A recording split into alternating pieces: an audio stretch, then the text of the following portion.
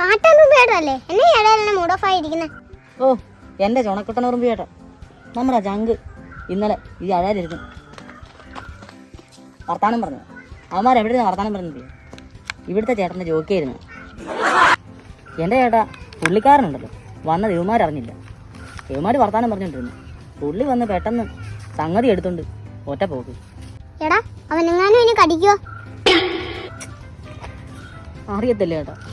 ആ പുള്ളിക്കാരനുണ്ടല്ലോ ഒന്ന് കുടഞ്ഞിരുന്നെങ്കിൽ അവന്മാർ ഉണർന്നേനെ.